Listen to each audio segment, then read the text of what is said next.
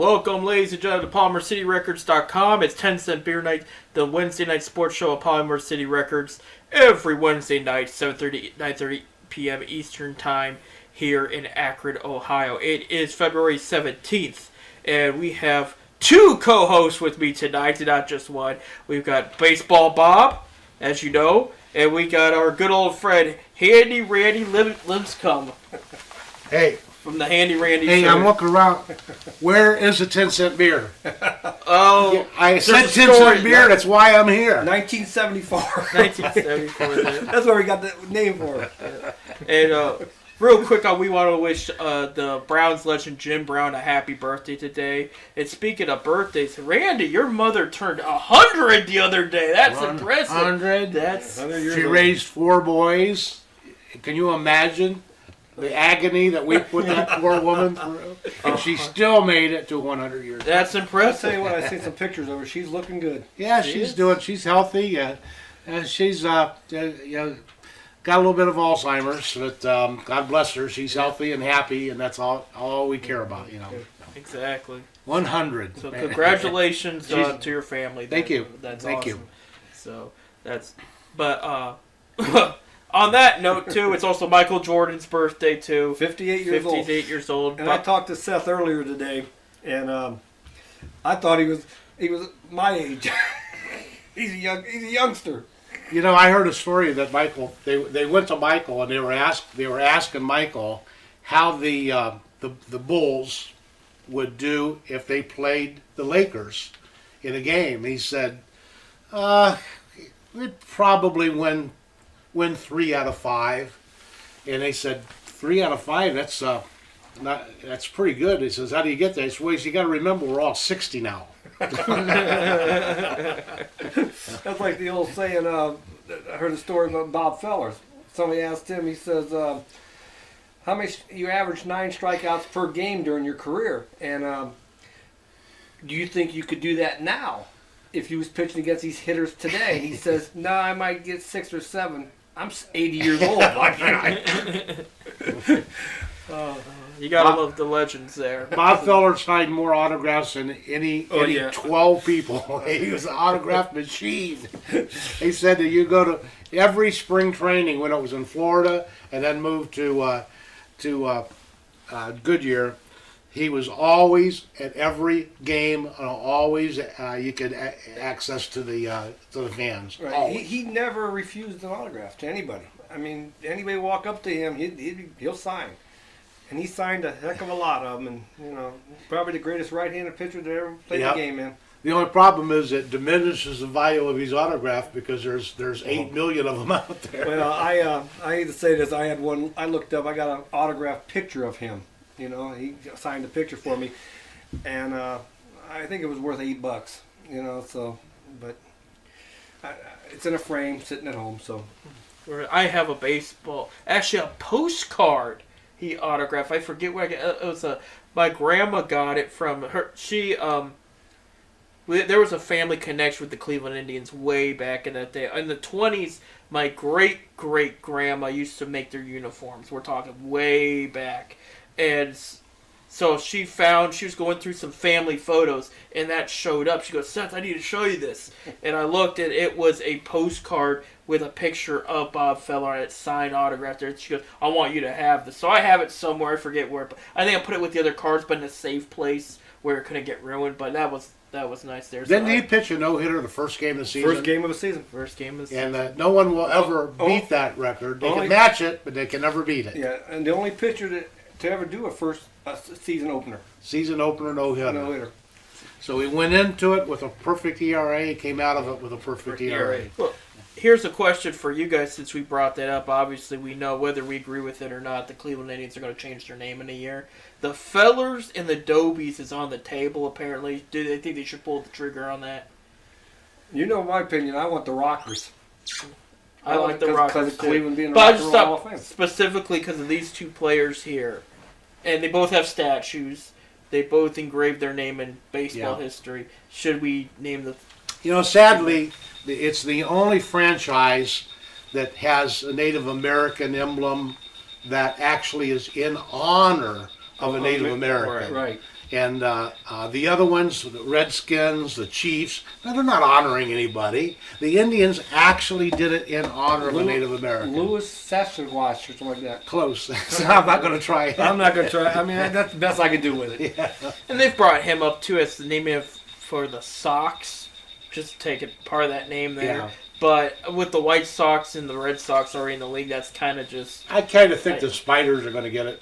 I think it seems like I hate to say that. I think so too. it just seems like that's the way it's going. I don't like that name, but I think you're not wrong either. As long as it ain't the Cleveland baseball team, you know, right? They said that's not going to happen. The Washington Redskins did, you know, or Washington, you know, they did, you know, to me. Well, and that's messy because you. But it's always going to be the Indians to me. I don't care Right. what they change it to. It's always. I grew up an Indian fan. They're the Indians, and I went out and bought 5 Indian hats. Right. So I have them. But when I go to the game, I will wear them. Right, and he's gonna go vintage. So all the stores are gonna still carry him. Whatnot, even the big ones.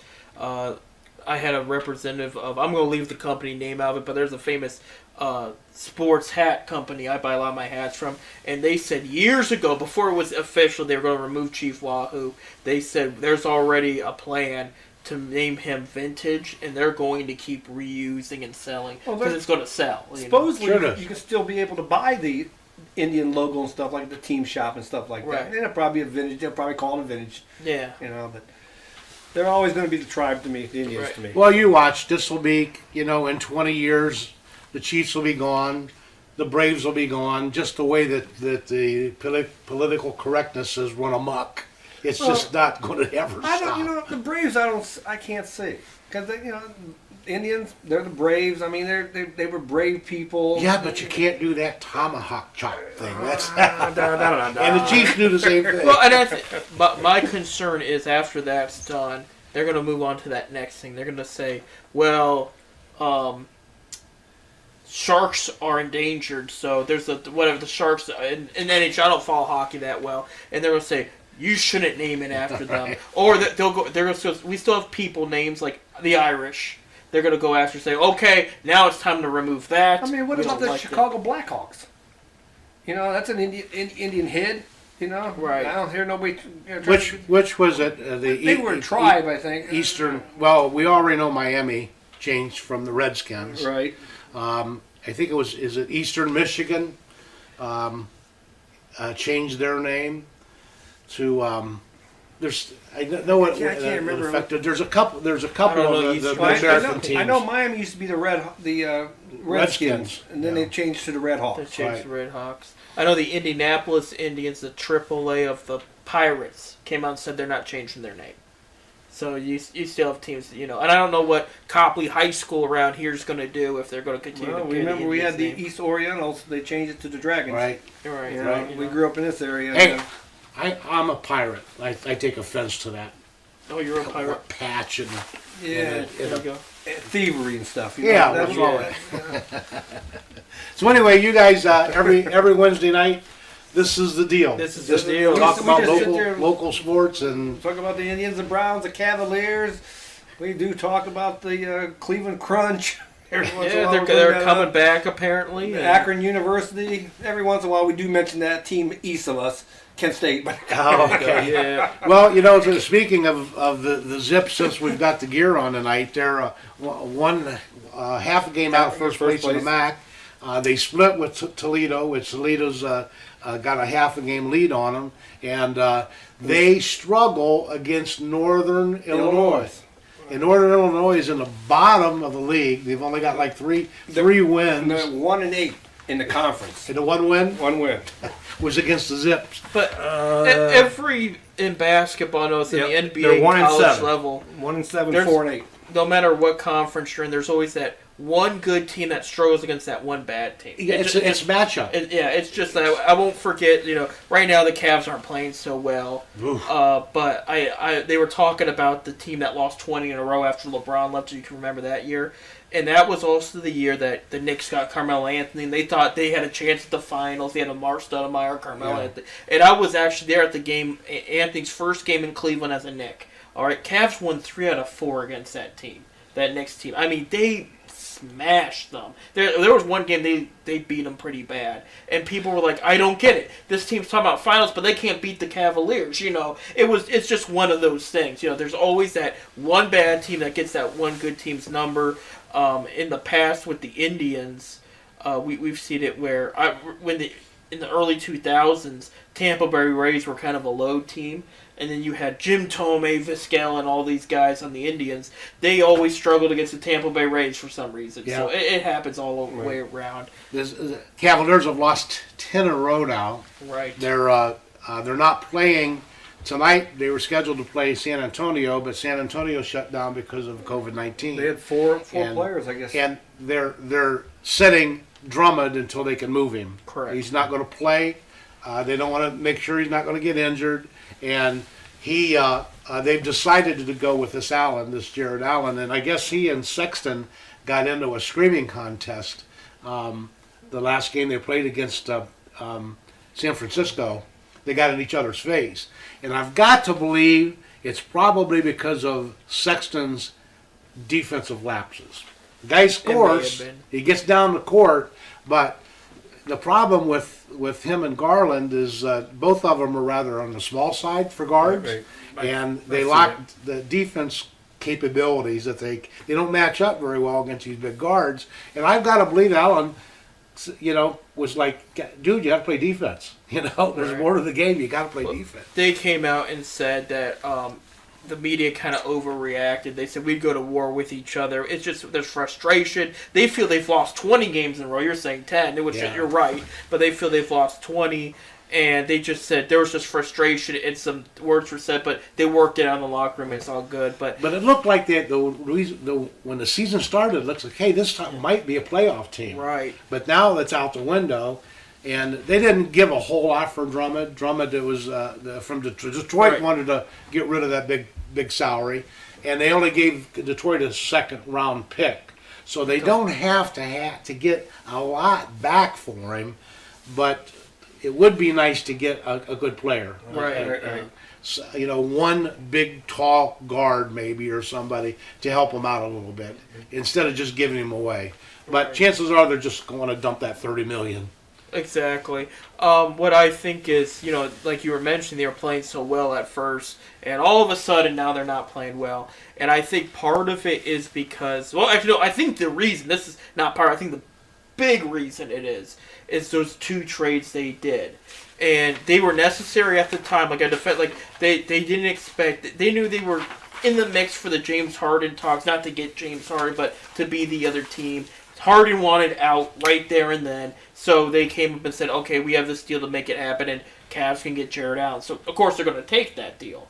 And then you have the problems with Kevin Porter Jr., and in that trade. And what people may not understand is people may look at, oh, well, this is just another thug player running his mouth. Da, da.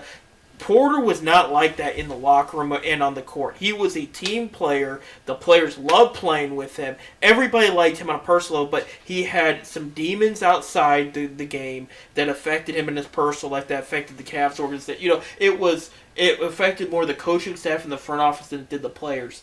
And you have Kevin Love come out saying they thought he was the best player on the team. They thought that highly of him. So when you make a trade that says, okay, we're going to tell you we're not committed to Andre Drummond, your big leader, he's been playing really well. Oh, and we're also going to trade your other piece. That messed with all their heads. Sure does. It's a chemistry thing went downhill, and you're basically back to the rebuild. You can't talk playoffs. When they first got Larry Nance Sr., when he came over from Phoenix, now we're going way back before your time. Yeah.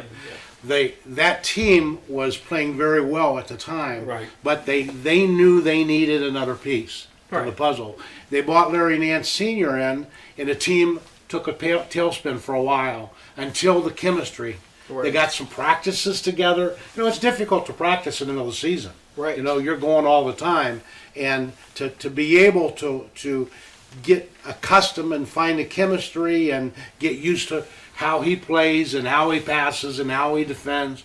That Cavalier team struggled for a bit. They finally figured it out and became one of the best teams in the NBA. So I agree with you, Seth. Team chemistry. Right. Things change. And Allen, He's going to be very young. He's tall. He's 6'11", 250 pounds. He's the right guy. He's young. They can afford him. And Drummond was, I don't think he was going to be a Cavalier long term. I don't think. Right. It just didn't work out. Right. Yeah, I mean Drummond. I think Drummond's gone. Right. You know. Oh, he's gone. I They think- said they're not going to play him. He's Right. going to set. I think it was a money thing too. I do believe he has a great relationship with Kobe Altman. I think in the summer they were talking to him, getting a feel, say, "Look, we kind of want this deal," and he said, "I want that deal," and it just never picked up after that because there was reports he's in long term and it sounded all good. He accepted his player option like he said he would, and then when they came to the extension, even before the season was thought of, they were just like, things aren't looking good. It's kind of rocky. And I think Cavs were looking like, look, Sexton's going to need a contract extension. We don't want to pay you X. Now, here's the thing is, Jared Allen's already come out and he told the Nets, before the trade to the Cavaliers, he's a restricted free agent next year. So they got him for 1 more year guaranteed, but if they want to extend him, it's got to be a big contract. He's looking upwards $90 million for like about 5 years or so. So, I mean, so they're already got to pay a good amount. He's 22, though, so he'll be Andre's age when that contract ends, if they give him that contract. So we'll have to see about that. But another thing, we were talking about chemistry and all that, was I remember, I think it was 2008 Cavaliers trade. I don't know if you remember this one. LeBron's first term still with the Cavs. They already went to the finals, but with what the Celtics were doing, they needed more. So they trade away half the team for Wally Zerbiak with Delonte West, Ben Wallace, and Josh Smith. And it was... That took a while, because I remember the first game they only had it because they had to pass physicals, do all this kind of stuff. They had to wait, and they were playing the Wizards, and the Cavs again have Wizards number. We're talking about teams that have other teams' number. The Cavs won with 8 players. They signed 3 off the D League at the time. It's now the G League, and pulled out the win. And then when the other players came in, they kind of looked a little sloppy there for a bit until it molded and came through. But I remember when that people thought they're going to win off the... Well, they didn't, because again, you trade away I think 7 players for 4 players, so they had to make these big adjustments. You know what I mean? That's basketball. That is, yeah. Now, I will give basketball credit, and at least they've got a handle on the payroll. They've got a way to keep the players happy, to make the pay fair throughout the league, that all teams can compete. Some teams now again they load up because they allow this good old boy network to load up 3 superstars, but I'm segueing into baseball. I'm going from football. Football's got That's what we do handled. here. Football's got it handled and under control. Basketball seems to have where everyone can compete. Then we have the $200 million Dodgers, Right. the $200 million Yankees, and the $30 million Indians.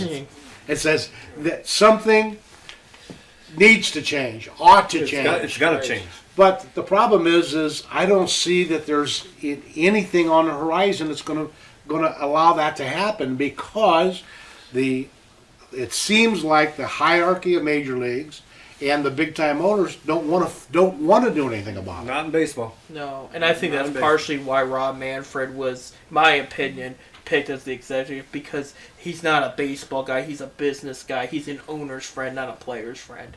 And where Selig was kind of a mix, like he knew the business side, but he looked out for the pastime of the game, he looked out for the players' needs too, where Manfred is, okay, how do we make your money? How do we make, and he doesn't, I don't think he cares enough with the small market teams and everything. I mean, you saw, and I do believe personally, the Indians had the All-Star game a couple years ago in a trade to get rid of Chief Wahoo. I believe that was on the table, because it did, when Manfred was faced with that question a couple of times, he kind of avoided it. He went around, did the politician thing, but when it came to the name, he said, oh, they can keep that, that's fine. So you see this guy, he just the way he works and everything, he's just like those big time owners, All of them are big time in a way. They're all billionaires. They're all really rich. But like you said with the salary cap, I mean, you look at the Dodgers, who just got the great deal for Trevor Bauer. He gets to their $40 million a year. Then they extend Justin Turner for $31 million or something like that, and he's going to work I don't know. Is he the regular starter now? I thought they had somebody else there No, too. I don't think he's a regular starter. Yeah, so he's off the bench making $31 million or moving around because he can play more than he can play first too. And it's like, yeah, when can we catch a My, break here? my opinion is that a cap, like a $120 million cap, and then every match, every dollar you go over the cap, 50 cents of that goes into a pot for the rest of the teams allow them Well, to they tried that once with the luxury tax, but these owners just kept going above it, and above it, and above it, and above it. yeah. And the small market teams don't have a chance. I mean, there's only 4 teams last year in all baseball. The 30 major league teams, only 4 made money because everybody else lost money, and that's why you're seeing a lot more of this 1-year deals. They keep giving, it used to be 2, 3, 4-year deals. This year, most of free agent stuff was a 1-year deal because the teams don't have the money. They don't have the money. The small market teams. Small market teams. don't have the money. Unless you're Yeah. the Los Angeles, the Chicago's, the New York. But you know what? Every once in a while, Tampa Bay comes along, like last year. Every once in a while, that in the A's with Moneyball, that they figured out how to win in spite of Yeah. the. I mean, if you look at especially the Indians, their minor league system's one of the best in all of baseball. Of course, their prospects are rated 9th of the 30 teams. Pitching, they're rated 1, number 1 of all the 30 teams. So I mean, they're one of the highest ranked of all the 30 teams. I mean, so we got a lot of talent down there. Do we want to go out and spend millions of dollars on a veteran? And we got some kids down in the farms that we know is going to come up. But you've got to score more than 2 or 3 runs a game. Yeah, right.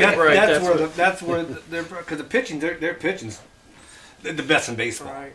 They were talking about, you were bringing that up, I forget where, I was reading something, because, baseball's coming up and whatnot, and they're talking about pitchers that had good years but could have been, better. And one that came to mind when you were bringing that up was in 2005 with Kevin Millwood. He should have been the Cy Young winner. But he only went 8-5 with a 2.30-some ERA because they hit the ball for the rest of the pitchers, but they never hit for him. We had a couple Indians pitchers that happened to them. And Nagy was one of them. Charles Nagy was one of them. I mean, yeah, Charlie's had a good season, but most of his losses were 1 run where the Indians couldn't score for him. Right. Yeah, I think that when Bieber went into the playoffs and fell apart, it gets to you when you think you have to be letter perfect. Every pitch has to be perfect because I've got to make sure 1 or 2 runs wins the game. Then you try to hone in and be perfect, and that goes against you. Right. You got to be loosey goosey, and there's gonna be some games you're gonna give up 3 or 4 runs. Right. But with the Indians, you give up 3 or 4 games, you lose. At least last year's, hopefully this year's what we do. I know without Francisco Lindor in the lineup, there people are like, but you got to remember again, he didn't have a great year last year either. No, he didn't. Now you have Eddie Rosario coming in, and that's a great back there. Cesar Hernandez was one of the most consistent bats in the league. I mean, led the He's league in back. doubles. Yeah, he had a couple game winners there too. I think he had 2 walk-offs. Santana was down Yep, last year. Okay, he did. I mean, as good as he was in 19, that's how bad he was in 20. Right. Santana. Right. Exactly. So, and you know what? And they've got some minor leaguers that have proven themselves in the minor leagues. Right. Um, Daniel Johnson. Bradley, Johnson, have done a very, very remarkable job in the minors if they can carry through and be patient enough to see that to fruition. It's because Daniel Johnson is a perfect example. Right. The guy's a 300 hitter in the minors, but got power. He's got all the tools, but it just hasn't related to the major league pitching yet. Right, and that's the other thing too. As much as we like Tito Francona here, he's completely changed the environment. So I will say, what people overlook his era because it's very similar to those '90s teams. It really is. It's like the '90s all over again, except one less World Series visit. But hopefully we'll see a win there sometime. If not this year, who knows? But I bring it up because he has that reputation of not being patient. He will sign that utility guy, that Ryan Rayburn, that Mike Freeman, that There's a couple other examples, and he'll play them instead of the younger guys. And the rumor on the street has it, front office has confronted him about it, said, look, we need these younger guys to at least play. I know they're not going to be perfect, but how can they grow if they're on the bench? And he just looks for the best way to, because he's a winner. Francona's Right. a winner, you know what I mean? And sometimes it's better to put that younger guy out there because you look at, Ryan Rayburn was great against left-handed hitters. That's about it. Mike Freeman's inconsistent bat. Good, not bad at the field, but, but he's kind of clutch at the same time. He can be clutch. Yeah, but if you put that younger guy in, maybe you get a 2-home-run game out of him. Maybe you just get better production overall. And Francona, I'm not going to say Francona doesn't know ways to because he knows better than I do. But that's just something that he's going to make a personal adjustment to go into this year. Because, again, we're looking at these battles. Me and Bob have been talking about for the past couple week. You got first base up for grabs. You got right and center field up for grabs. And fifth starting pitcher spot up for grabs. That's a lot, actually, to go into the season. You know what I mean? And so there's going to be a couple younger names we can list, like in right field. You got Nolan Jones, who's also up for first base too.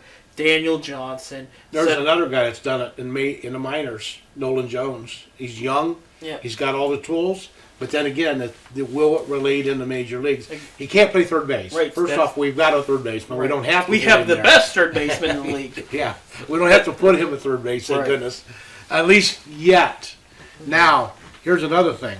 He's going to be approaching a large contract soon. What are you talking By about? You're talking Jose. about Jose. 2023. So, if we don't see something happening with him, do you think that he's going to be trade bait by the end of 2021? Going into 2022? I think it's too early. I think they're pretty much committed him for the next couple of years. Because you notice they waited last second for Lindor. They waited last second for Sabathia, Cliff Lee. You know what I mean? Like they kind of held off. I think they're going to hold off with it because they need something to get these bats right. And that's an automatic great bat right there in the lap. You got a 3-time top 3 MVP candidate. If you can protect him. right. Yeah, you got If you can protect him. Right. And if Reyes can continue to hit, Right. they That's don't him too. and bat him behind Jose, then you can kind of protect him a little bit. One of the Rosario in the lineup will protect him somewhat as well. So that will help some. Now, my question to both of you guys and you folks out there, and that is who's going to be the shortstop? Jimenez or Ahmad Rosario? Who's going to be the shortstop? It's going to be Jimenez, I think. I think it's going to be what pitcher's pitching that day, right or left-handed. Really? Yeah. The reason I'm going with Jimenez here is because last year with the Mets, Rosario's production went down. Because I think the Mets, I think when he got traded to the Indians, my personal opinion was Indians needed a backup plan in case Cesar didn't resign. Thankfully, he did. And if Cesar did it, then I think Rosario was going to be for second base. Because Jimenez has a great glove at short. They're saying he's gold glove material. He might be actually better than Lindor defensively. Not offensively, because he's got a decent contact, but some have even compared him to Vizquel, which that's a big compliment, So if you put him at short, then you've got short locked up defensively. Rosario has been in a lot of trade talk too. I think they're going to go into spring, see if he fits the mold for opening day, because I think his status is just so up in the air, because you got Yu Chang for backup too, if need be. Jimenez is a little younger. He's got a little bit of a better bat too, so he's all around a better player right now. Where Rosario, even the Reds have, I guess, called them about his availability and everything. I think He's kind of not the best shortstop, though, from what I understand. Jimenez? He booted Rosario. Rosario, yeah. Yeah, he didn't do real well. So right now the Reds are defensively. hurting this short. They need a shortstop bad. And that's where the other debate comes into, because me personally, I think Jimenez has it locked up before camp starts. That's just my brutally honest prediction right there. The other thing, too, is Jimenez is young, and Arraez, the guy they got out of the Padres trade with Clevenger, that's the guy they really want to be the heir to Lindor, and he might even be much better overall. And if that's true, we might see him as early as more next year. I'm not going to say this year. Unless anybody gets hurt, that's going to be the difference maker there. I think Jimenez has it locked up. Again, a great glove at shortstop, made some great plays. See, they got Jimenez projected as going against right-handed pitchers, and Rosario is going against left-handed pitchers. Well, we'll see how that plays out. If he boots a few balls, we may not see a lot of Rosario. Right. Another thought that I had, I mean, that's and just that projection. is even though Rosario hasn't played outfield, I feel like a shortstop making the move to left field. You being a baseball coach, you would know that how many balls does that shortstop catch that are short left field, going back over his head, and the ball comes off the bat the same way whether you're in shortstop or left field. Right. Well, how much of a tough transition would it make for him to play some left field, Rosario? The Mets Rosario. I think it'd be a hard transition. So You think? Yeah.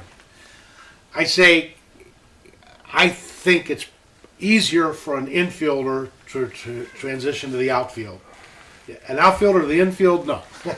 No. That That takes a while. If you remember Jason Kipnis, who just signed with the Braves, I was actually open for a reunion, but he was drafted center field, Yeah. and they moved him to second. But you're bringing up Rosario switching. So does, I mean not Rosario, but Ahmed Rosario switching to left field. switching to left field. So we have two Rosarios. That's what's throwing me off. But so does Eddie Rosario move in that case to center or right field then? Right field. Okay. So you have him at right. I mean, it's an idea. They might play, but I'm not sure. Play with the idea. I'm not sure how. I don't know. Francona gets creative at times. I know right now. I will say in the past, Jose Ramirez has played left. He's kind of a little bit bigger now than he was, and so because if you remember when Jose first came in the league, he was kind of like a stick. So he kind of fit, like he had a little more speed. And not that he's not fast, because he is fast for his size. But I wouldn't move Jose to left field necessarily. But I'm just bringing that up as it's happened before. He came in as a shortstop. He played a lot of second base. He played a lot of left field. And in 2016, they moved him to third. And I remember me even saying, I think he fits there. I think they should keep him there. And if you remember that year, Jensen Lewis is still talking about it all week about like how can we see 2016 again. I don't know if he's exactly said that, but he's kept talking about it. Cody Allen retired today, so that was brought up again, and just how magical that year was. But it's like you have a point, is what I'm trying to say. I just don't know if they're going to go through with it because you got. My thoughts are it's easy. It would be an easier transition to left field right for him. Yeah. Being a coach, I think an infielder can play outfield. I mean, anybody can play anywhere, really. I mean, Right. Talent-wise, except for a catcher. I don't think a catcher can do it. But Yeah, maybe not. Well, you were bringing up Goose earlier today, who was an outfielder for the Detroit Tigers. He's now a lefty pitcher for the Indians, bullpen guy, and I guess he's up for a spot. So you look at those switches. I mean, If he could throw strikes and throw 100 mile an hour, I think he's got a spot. oh yeah. I mean, you look at what was his name? Soon to be Hall of Famer for the Twins, closer Nathan. Just recently. yeah, I know who you're talking about. 2000s, he dominated. He was a shortstop though, moved to pitcher. Well, here's the thing: is he was with the Giants organization. He technically retired. Said, "I'm just not going to make it as an infielder in this league."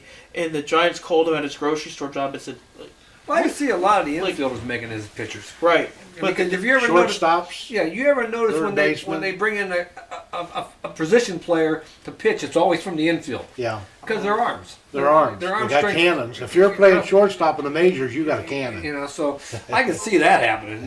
You never say the outfielder, "Come here, outfield, you're pitching," unless you're little leaguers. But But anyway, another signee that they just got is that Gamble. He's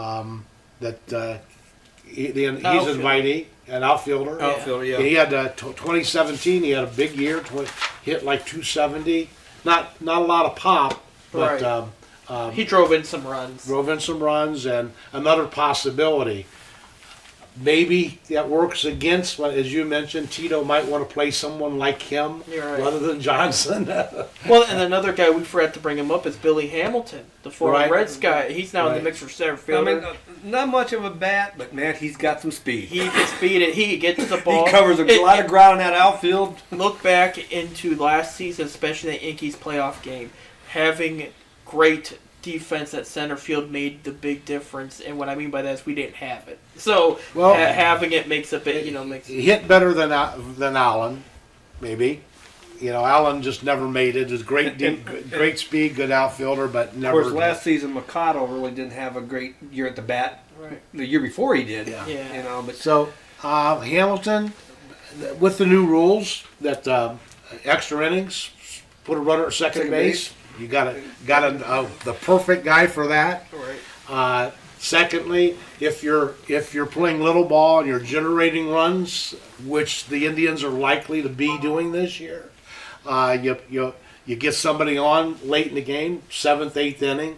There's your guy that's going to go in and run for you, steal a base, get a hit. You got to run. So I think it's a good addition, even if he doesn't play all the time. well, It's if, a good. if he makes the roster, he's guaranteed $1 million. He does got an opt out that if they ask him to go to AAA, that he can refuse. Go somewhere else. He can refuse. So I did see that come across the Reds lineup, the Reds transactions the other day. So Now starters, obviously, Bieber, your man, your ace. Cavelli looks like he'll be one of the starters. Who else? Quintuel. He's up for the extra spot. He's not locked yet. You got Zach Plesac and Tristan McKenzie. I think are pretty much locks. And then of course, who replaces Cookie Carrasco? Quintrell's favored. I thought he did really well with the Indians last year. And man, again, doesn't that Clevenger trade look even better now that Clevenger is not? I wish him well, but he's not going to be playing at all this year. Right. But Quantrill, again, like everybody in the league, compare him to Zach Plesac, and look how good Zach was last year. Even look just how Quantrill was. I think he'll be your fifth starter. I think so too. But I think Bob were talking about this last week. Scott Moss is going to be an option lefty. Doesn't strike out a lot of guys, but he knows how to get outs. McKenzie looks too fragile. He does, but he played so well. 6'5", 160 pounds. He does. My leg was He under. throws the ball high 90s. Right. But can he Can he go the whole season? That's the question. When I worked for the AA team, the Rubber Ducks, and he was down there, that was his first year there. You kind of went around him. Good guy, good hyper kid. He had a couple games. It was more inconsistent. Again, he was getting back to the ropes. I think he was already coming off injury then.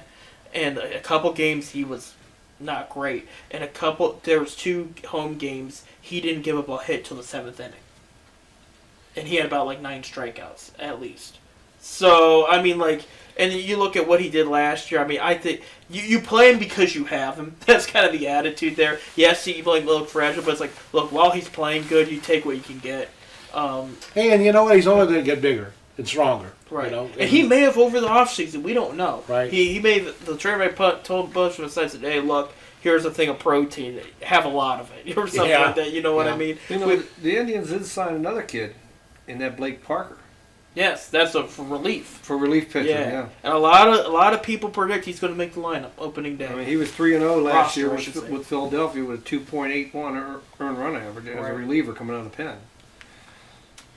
So it sounds as if we don't know for sure who the closer is going to be, whether it's going to be Karsak, Karinchak, Place. Lacey. I never can pronounce his name. Yeah, we don't know. They're both. I think we're in pretty good shape. One of them set up, one closer. I don't think we're going to blow up in that regard. If one stumbles a little bit, we've got plan A and plan B, or 1A and 1B. It looks like we've got our starters pretty set, and they've made some pretty good signs for the middle relief. I don't know if they've got a long guy. I don't think it'll be Shaw. Well, you got Brian Shaw. He's an inning eater. You got Logan Allen, the lefty, who actually was solid last year. They got out of the Bauer trade from San Diego. He can eat up at least 5 innings if you want, because he's part starter, part. I think he's up for the extra spot too, but they really like him long. Especially if they have a double header, it'd be like, hey, look, you're healthy, you're not worn down. You go out there and you start game 2, and he did well in a couple of those games. There was a couple games he gave a couple runs, But overall, I mean, it's a lefty in the league that can last long in the game. I see a fad that's happened over the last couple years, and that is these reliever games where the relievers pitch each one gets an inning or two. Right. And it seemed to be a trend that's happening more. It seems like it's happening more and more and more. And I don't know whether that's not bringing a guy up from AAA to pitch a game and send him back down, is just let your relievers get some work, or if that's a trend that we'll see more and more, and we'll see Tito doing that often. Who The knows? Twins did it against them last year. Who was I going to bring up? Well, I know they got now. The rule is you got to pitch 3 batters. Now, I thought, weren't they trying to change that? They- That's what I was going to bring up, by the way. When I said They're keeping it for this year. they are Are they? keeping it for this Yeah, year. they're I don't gonna have like to- that rule They're either. going to either. have to pitch I the don't 3. either. You bring somebody in unless it's the last out of the inning. Then you Right. can bring another guy in to start the next inning. Yeah, I don't like that idea either. It's it takes away from the managing the team. I know. Well, you know, I know. it's it's Well, matching against up. I'm and, against it too. and Against it too. hey, and you, And that's why last year you see a lot of 2 outs. They'll bring a pitcher in because he don't have to come back in the beginning of the next inning. right. As long as there's 2 outs, and you see that a lot. I mean, it does take away from the game. That's the same with the DH. I would love to see the DH either in both leagues or neither league, because it does take away from the managing part of it. Should I pull my pitcher now? Makes it I got easier. the bases loaded. Makes it with easier 2 for the outs. American I League. got the pitcher up the bat. And if we don't get out of it, I'd like that pitcher to be back in the next inning. Yeah, You know so what I mean? you- I think it's a big advantage for the National League when they play against American League teams at home. Right. It's a big advantage because those pitchers never see live hitting or live pitching. I mean, hardly ever. Yeah, A lot of and, these younger kids have never seen it. Never Right. seen live pitching in a game. I mean, yeah, some bullpen, some tosses to them so they can get a swing of the bat, but they never seen a 90-mile-an-hour fastball coming down the middle. They throw it. But They'll they throw don't- it, but yeah. they never try to hit it. I'm kind of more leaning towards, because you know how like the game has changed. So like, there's always this debate in basketball these days. Like you bring up Michael Jordan, how he would do against this team, and there's some people that are trying to make the argument that the college players today are better than a lot of the pro players back in this day. And along with that, or not that I agree with it necessarily, but that's been debating in the basketball world within this past year, is the pitchers are throwing harder now. They're a little more, you used the word fragile to describe one of the Indian players. Part of me, and I'm still like, I'm part of an old school pastime person, but at the same time, I kind of want to see the National League switch to DHs because it's like, you're putting your pitcher at risk now. A lot of them just do not hit. And it's like, and I know it takes away from the managing part of it too, and I kind of don't want to see that go. So I have mixed feelings, but with the designated hitter, then if you're a National League team and you got a great hitting prospect, you could work better on his fielding, but he's out of options. He's on your bench. Why not have him in the designated hitter spot each game? And I got mixed feelings because part of me wants to keep the tradition, I like but the part of me is tradition, looking out. but then again, both leagues should have it. Right. Like, how would you feel if all right, you're this team that might make the World Series, you clinched your playoff spot, one of your last games of the season, your pitcher is out for the playoffs because he tripped running to first base. or he gets beamed. Yeah. Somebody throws at him. Yeah, exactly. And it's like, And it happens. it does. It does. That's why I'm like, so maybe I want to protect my pitcher. I don't want him up You could go with there DH, where he yeah. can get thrown at. Well, And guess what? If that pitcher threw at somebody 3 games ago, well, he's gonna be, guess what? Somebody's getting it. He's He's getting it back. He's coming up. So that's baseball, and that's part of the mantra of baseball is, hey, you know what? Your pitcher is going to come to bat. You might Yeah. you might think about it. that's what I love about baseball. They defend their players. Hey, real quick, we got to take our first break. So when we come back, we're going to talk a lot about the Cavs, the latest rumors on the Browns, and all kinds of fun stuff. And we're going to keep our friend Handy Randy with us. We're having a good time here at 10 Hey, we might talk about cars when we come back. Oh, yeah, Yeah, cool yeah, cars. we'll He's talk going to about talk the cars, yeah. So something a little new and a little twist we normally do. So we'll be back.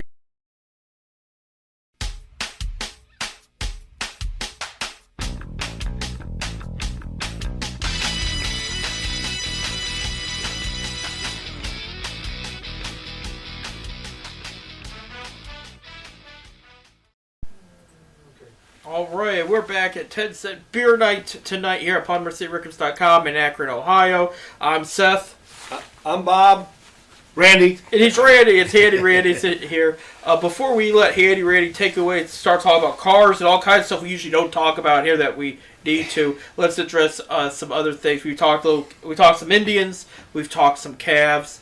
Consider the rumors of Audrey Drummond. Sounds like a lot of teams interested. Celtics, Raptors, Heat are now in the discussion, but only one team can get him, so we'll see what we get for that. There's also been football off-season's technically underway. In a couple weeks, free agency will kick off for sure. Literally in a couple weeks. We're second last week of February now, and it's like the first week of March. It all starts. But there's one free agent out there that got cut recently by his team, so he's up for grabs before free agency period starts. That's J.J. Watt. And it's looking like, from the rumors and the reports, it's coming down to Green Bay and Cleveland. wouldn't that be nice? I I'll take a worn-out J.J. Watts any time. The opposite side of Myles Garrett. Oh, man. Well, and it gets more interesting, gentlemen, because an hour before we started the show today, reports coming out the Denver Broncos are talking about declining Von Miller's option, and he's thinking, if he gets declined, about joining J.J. Watt. Shoot. Now, so could the Browns, they need another DN, and they need another linebacker, just fill that in this offseason with two Hall of Famers. Well, the Browns got $29 million to work with. Right. Yeah, they're like 10th. They're in good shape. There's a lot of teams. The Steelers are in big trouble. Right. They've got a whole bunch of free agents. They're way over cap. There's issues with Big Ben. Whether he has got to renegotiate. He has got to do something on that cap to help the team out. I think he will, because I don't think the money can be that big of an issue anymore for him. But even if they do renegotiate his contract and bring it down, they still have a boatload of free agents. They can't sign them all. Right, Joe Hayden being one of them. There's been rumors, fans trying to get him back in Cleveland and Dupree whatnot. will be gone. Yeah, he's going to find a nice contract somewhere. Yeah. It may even be Tampa Bay. Unless they put the franchise tag on him, which they may. They may have to. But then, for sure, Juju's out. He's gone. So they're in trouble. Yeah. They've got some issues that they just don't have the money. Right. They don't have the capital to keep everybody. Right. And as we could see at the end of the season, they were in trouble even with the team that they have. Exactly. Well, you brought up Bud Dupree. It tickled me over this week. People that watch this regularly, our good friend Chris, his son-in-law, stands there, talks football. For Valentine's Day, he's a Steelers fan, a Bud Dupree autographed football. I'm thinking, that may have just jinxed everything, but okay. There you go, enjoy that. I know Chris is watching. Okay. Imagine if he goes to Baltimore or somewhere, and it's like, oh, you got a Baltimore to autograph football, but it's all fun, We'll see what happens. Bud Dupree's going to be very interesting to see where he goes.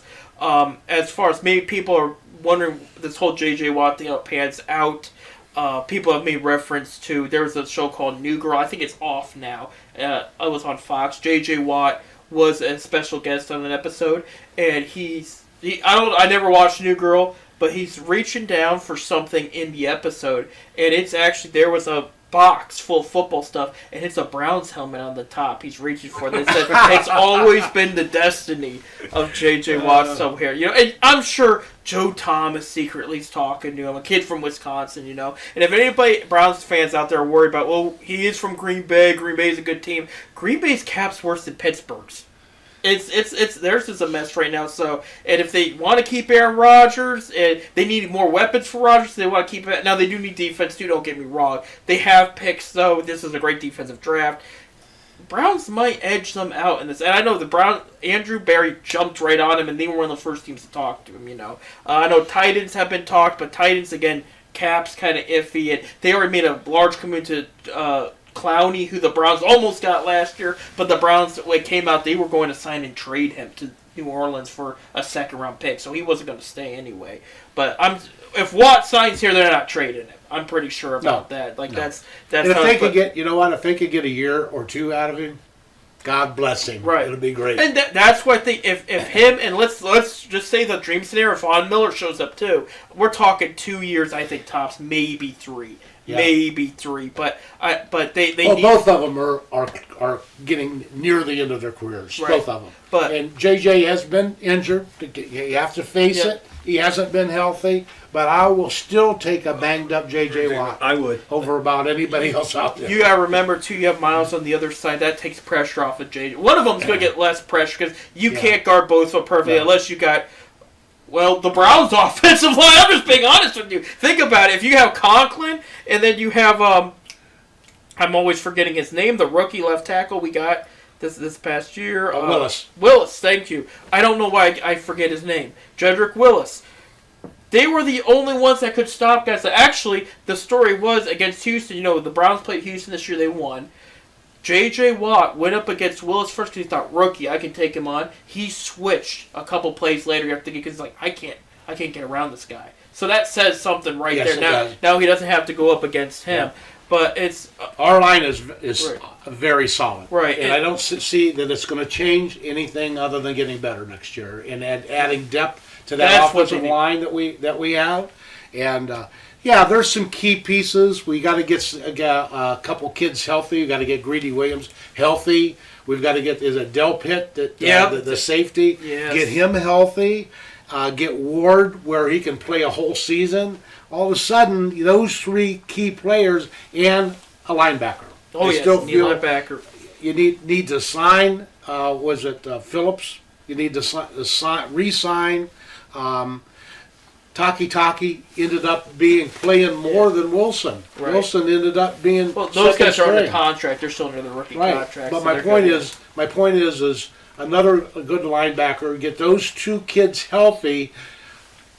Miller and Watt, defense is It's very set. solid. It's set. Almost set. Like you gotta get a couple D tackles too. Yeah. But you got draft picks. You got We got eight, draft picks. 8, Get 9 some- draft get some picks, depth. and Get some you depth. got 4 in the top 70 or something like that. Or I forget. I have to look it back up.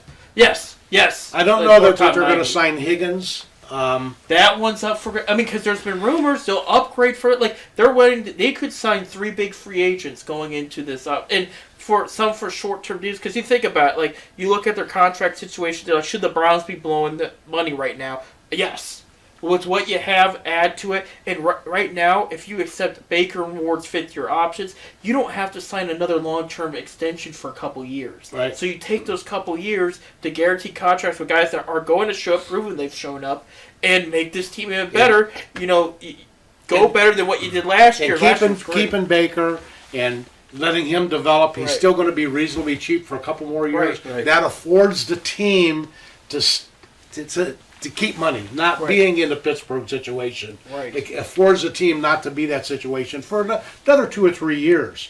So Yeah. I like the situation of where we're sitting right now, and I like the future. We had a very favorable schedule this year, as did everybody in our division. It was a pretty soft schedule. It It's was. going to be tougher next But year. we won.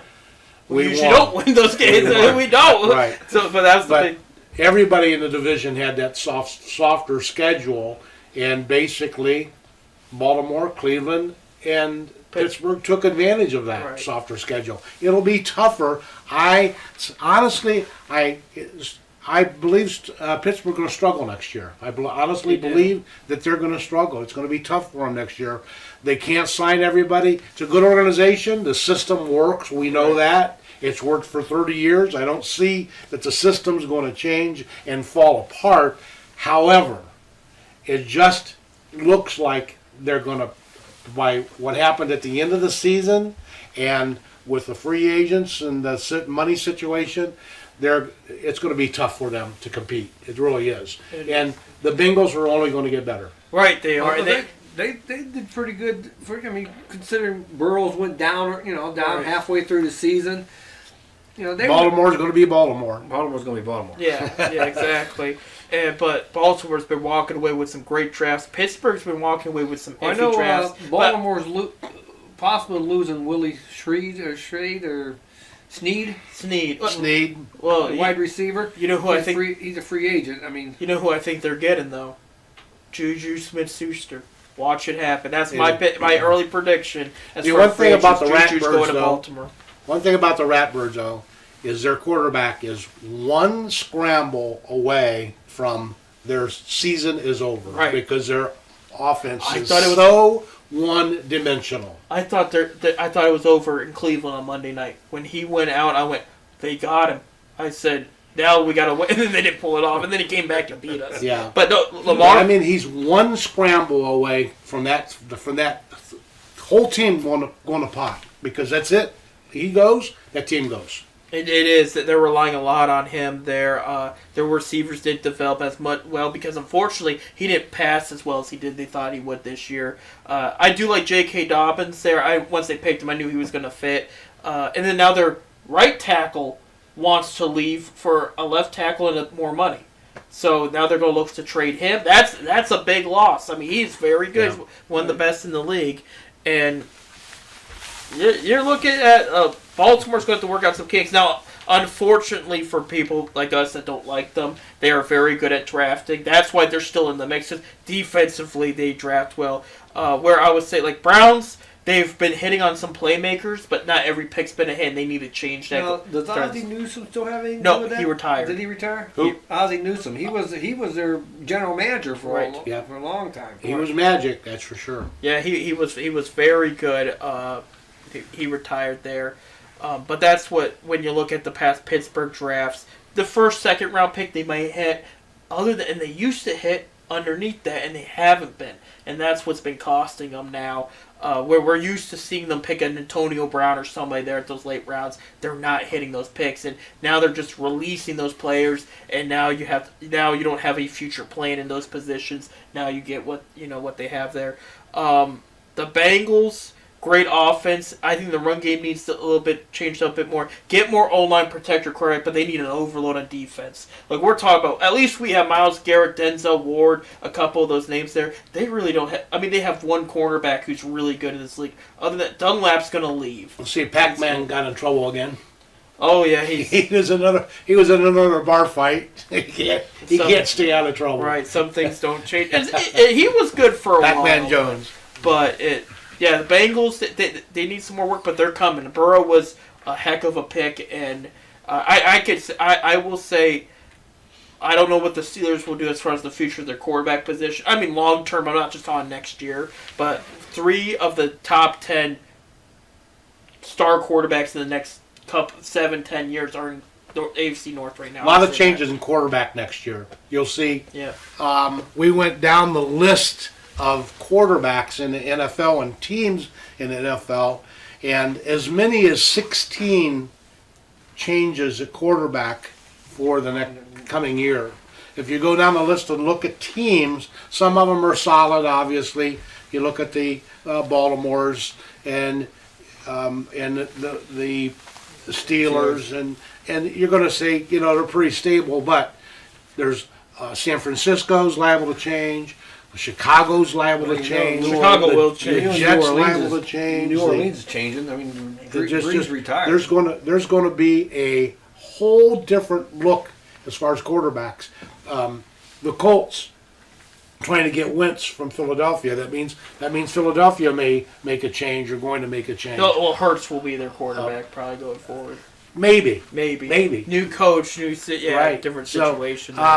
there's going to be quite a revolving door at quarterback in the NFL in the next year. And we're not part of it. And we're not part of it. So you think there's going to be a lot of Imagine quarterbacks that. drafted this year? Oh, it's a great quarterback class this year. Definitely. I mean, if you were a quarterback needy team and you're in the top or middle of this draft, this was the draft you needed to get a quarterback. This is it. Like, again, that's why I said I don't know what Pittsburgh's going to do, because Pittsburgh could surprise people, trade up, try to get a Justin Fields or somebody like that. But maybe they don't need a trade. I think some names are going to fall down too. It's gonna. I mean, the only thing we know is Trevor Lawrence is going number 1. That's We know But that. as far as where will Zach Wilson of BYU go, where will Justin Fields go? There's been rumors Miami might make a chase because they look at Tua and went, I don't know if he's the answer. You know what? I said that when they drafted him. Because just it wasn't the lefty thing. It partially was an Alabama thing because they don't produce Right. pro quarter. They don't like Ohio State doesn't either. They're great programs, but they do not produce pro quarterbacks like that. And just watching him, it's like, okay, he's good, and he's small. He looked bigger in college, but he's smaller. You watch him in the NFL. But I mean, I think you look back at it, they definitely should have picked Herbert from the Chargers. There, it would have been a better. I think they would have been in the playoffs if they would have done That's that. another team that may have another quarterback next year. It might be Chargers. no Oh, Miami. Miami. Yeah, that's what I'm saying. Yeah. And it might be the Houston quarterback. Who It knows? could be. Could It could be. very And possibly. he would do well there, which would probably send to Houston. To Houston. Yeah. So we'll see how it shakes out, but it's I mentioned earlier that I want to in my sweet spot, and that is first off in softball. I want to make a plug for Go right ahead. for the Yeah, go men's ahead. the men's softball league. That we are blessed in our area to have a league that caters to older fellas. Now, back in the day, in the 70s and 80s, there was a softball game on every field every night. Well, yeah, Throughout. I remember those days. It was softball heaven, and unfortunately, those fields now, if you drive past Summit Lake, you drive past Firestone Stadium. Well, Summit Lake, the transformer box blew one year, and they never fixed it. It stays sits dark. empty. The fields are empty everywhere you go, and except for the Silver League softball, which is a league catered for men, and there's divisions from 43 to infinity. So any age if you're 60, if you're 70, I got back into it when I was 60. I hadn't played for a while. I had played baseball when I was 40, and I got back into it, and it was a So league. you played in the Roy Hobbs leagues then? I played Roy Hobbs when I was 40, and we had a pretty good team. But anyway, as a matter of fact, they're trying to get me to play baseball again, and I said, I don't think I want to do that. But anyway, back to softball. If you have any desire to play softball in a men's league where our games are played on the south east side of Canton at Willard Field off of Route 62, 43 and up, there's a league for you. All you need to go is online, go to Silver League Softball. There's a registration available now. It's reasonable. It costs somewhere in the neighborhood of $75 or so, and we play as many as 20 to 25 games. 43 and up in different divisions. I play in the. Is this a doubleheader league, or is this the younger men play double headers. I play every Monday and every Wednesday in the mornings.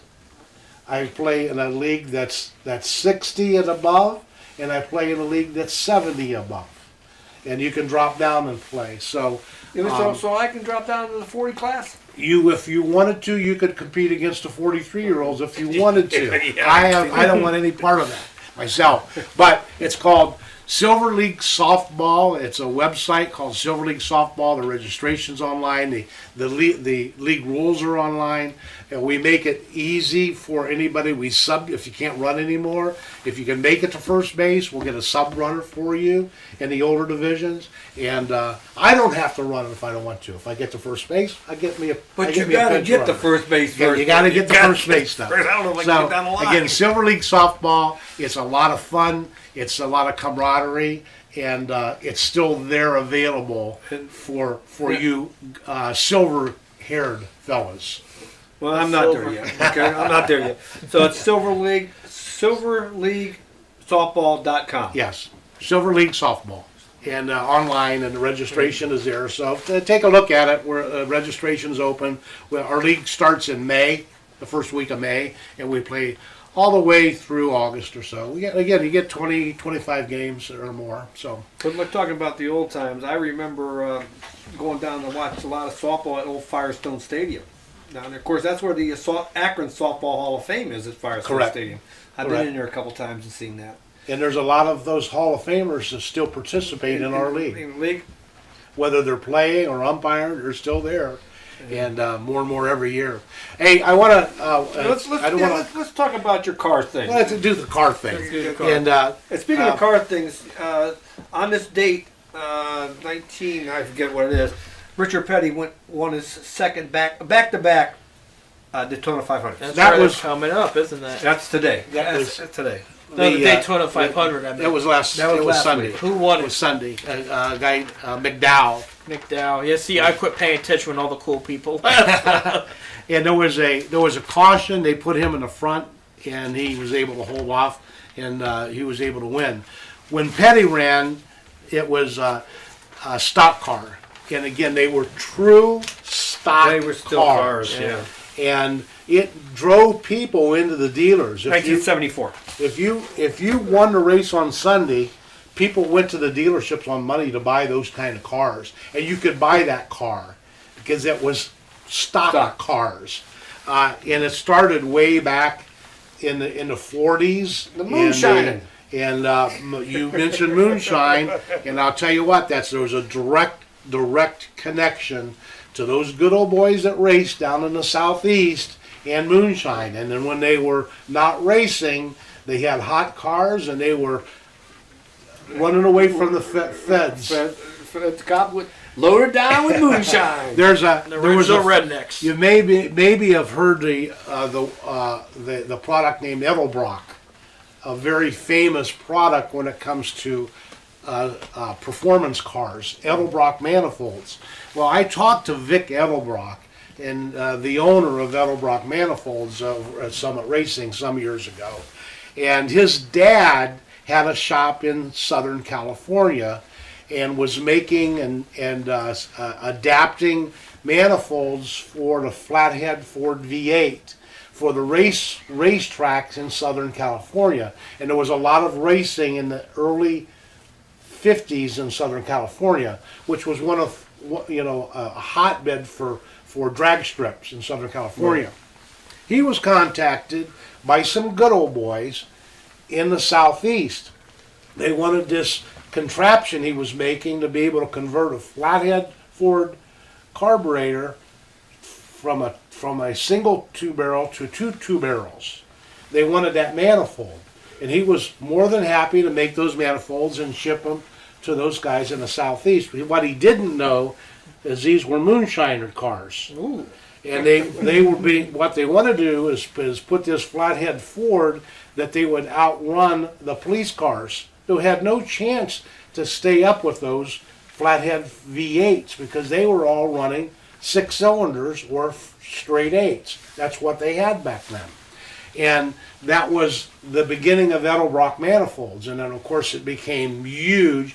Just recently, by the way, they moved out of California because of restrictions and taxes and so forth. And they moved their plant to Texas, which a lot of other companies have done recently as well. But that was kind of a neat little story. He was a garage rat around his dad in the shop and ended up being the owner of the company. And that racing that took place in one of the original tracks in Daytona used Highway 1 and the beach. Yeah, they used to run on the beach. They ran on the beach. They used the road, and then they turned around and they raced on the sand, right, back and forth. And that was the original Daytona race. And those very early, even before those flathead V8s, believe it or not, the Hudson Hornet was the class and one of the fastest cars there were. Great big bathtub, ugly thing, but it had this big, powerful engine in it, and it was a dominant car. My grandfather had an old Hudson. That was before the Pettys of this world. We were fortunate enough in our area that we had a group of youngsters from Garfield High School. They had a club at the high school. They called themselves Cam Jammers. That was the club name. And these were a bunch of youngsters that were souping up cars and illegally racing on the street. And they wanted to find a place where they could legally race. And there was a few places around. There was one at Barberton, at where the Magic City Shopping Center was. That's where Arlen Vanke got his start, Okay. racing right there in that area, and at the Akron Derby Downs. Shorty Fulton was always looking to make money for the Akron Fulton Airport, so he invited the Cam Jammers and Odie Smith, Odie Smith. which was the youngsters went to him, and he was the first president of the Cam Jammers, to begin racing at Akron Fulton Airport. And they raced on the Derby Downs Road, which is a tiny little 2-lane road that runs right next to the Derby Downs. There was a almost quarter-mile straight, and that's where they raced every Sunday. And then once a month, they went out onto the airport and used one of the runways on the airport to race once a month. I heard about this. Well, that track was the first NHRA sanctioned track east of the Mississippi, Oh, really? right here in Akron, Ohio. You're talking about the old George Washington Boulevard and the hangar, that little side road that's right there in front. that little tiny road that runs into Derby Downs. That's where they raced. Again, no edges, just a tiny 2-lane road that, by the way, at the end of it made a drastic turn left and went up the hill. Yep. And then that was Massillon Road at the time, and it ended up dumping over. As you went up and around, it went over and crossed over Canton Road, and the Arfons had a jet engine that couldn't get stopped because he only had drum brakes on the back of his contraption. That's the Green Monster. And he went the Green Monster, and he went up over that hill and across Canton Road before he could finally get the thing stopped. Again, great heritage, great racing, and it all started, the first sanctioned NHRA track east of the Mississippi started right there at Akron Airport. So Well, a little bit of history. I got pictures. I was probably about 13. I got pictures of me sitting in the Green Monster, and because my dad worked for Arfon, Walton Art. Walden Art. Yeah, he worked for them, and he helped work on the Green Monster. So I got pictures of that. Walden Art, after the war, went in business.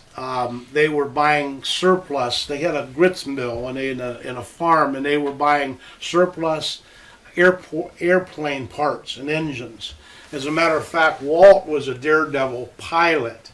He flew a plane underneath a bridge viaduct. By the way, Walt did. They were at the airport one Sunday with their mother, and they saw this big crowd at the airport, and they thought there was an accident. So they drove over, and they saw this racing. They saw these guys in these jalopies driving up and down the street. They said, "Hey, we could do that. We could do that." So they went back to the grits mill. They put together a frame of a truck. They strapped one of their Allison airplane motors onto the frame of that truck, and brought it back over, and started racing. That's how the Green Monster started. By the way, they painted that frame John Deere green because that's what they had on the farm. The announcer said, "Arfon, get that Green Monster over here." Thus the name, and it stuck. Now he held the land speed record for a while, and then of course what it was Craig Breedlove had all the money in the world from California, and he took it. But it was Walt had it for a second, Art had it for a while, and Breedlove, and it was a race back and forth. The Spirit of America wasn't Breedlove's That was Breedlove's car. Yeah. And Walt had a jet engine, and then Walt put together, bought a Army surplus jet engine, strapped it onto a frame. As a matter of fact, tied it down to trees, and started it up, and caused a fire and burned down a chicken shed on his property. And that's how the Green Monster got started. Now, years later, didn't they go on like the jet trucks? yes. truck pools and stuff like that? Yeah, they took the I remember my dad telling us all about they this. took 'cause he worked for the, him. the jet turbine engines, put them into tractors, and did exhibition tractor pulls, and along with his son and his daughter, and they would go out and do expeditions. As a matter of fact, his son still has a connection with NASCAR. Big trucks, the machines that drive the track at rain delays, are jet engines, and his son does that for a living. Oh, really? He drives the tracks for NASCAR. So that's a little bit of some of the stories of racing. I think, of course, I know the Arfons are both gone, but I think the shop's still there on Pickle Road. Shop's still there. Pickle Road, The son, Springfield. the son still has it, and there's been talk of maybe of a museum sometime. Our friend Bob Jones, that has a car display here in Akron, has one of the Green Monsters on display. And then about 4 or 5 years ago, a group of us got together, raised some money, and we got a Ohio historical plaque installed at Akron Fulton Airport I remember and that happening. we had a huge gathering. It was a very successful event, and we got Odie Smith, both of the Arfons, and Arlen Vanke on that plaque, and remembrance of all those great guys that participated in racing, and Now, a lot of heritage of racing here in our area. Now, Odie Smith, he owned Odie Speed Shop there Yes. in Kenmore. Yes, Yeah, I remember and he that. was very instrumental in racing and in performance engines in our area, and made a lot of people very successful in our area from racing, and Summit Racing grew out of that whole culture. Summit Racing, one of the biggest employers Come to think in of it, I our remember. county. I remember when Summit Racing was over there in Talmadge, on a little Kennedy Road, sitting back off along the expressway. Yeah. Now it's a big old place there on the expressway. He started his business as a mail order, special order parts in his basement. That's the way that that guy got started, and they're one of the largest employees in our area. So That's I didn't mean to cut you off there, but that's a great story. We get a lot here in the Akron area. It's people starting from small in their garage or their basement and making it bigger. Not sports related, but that's how Earthquaker Device is a worldwide known guitar pedal company in Akron. Got started too, just in somebody's basement, and they were making parts and just for friends. Sold a couple on eBay, and the whole thing just blew up to something big. speaking of small businesses that made it big, is Gojo. Started in Akron in a maintenance shop in Akron at one of the tire factories. They took some kerosene and whipped it up. Took a mixer like you would mix paint, and took kerosene and mixed it, and it turned into this creamy stuff. Well, they were using the kerosene to wash the lamp black off of their hands from the tire factories. I didn't know kerosene. Is kerosene in that stuff? That's what Gojo is kerosene. I never knew that. Whipped I kerosene. never knew that. Of course, there's some other things involved in it, but basically, it was if you leave Gojo set, it goes back to kerosene. Basically, if you open a Gojo after it sits for a long time, it turns to liquid again, and it looks just like kerosene. Well, that's what it was initially, was whipped kerosene.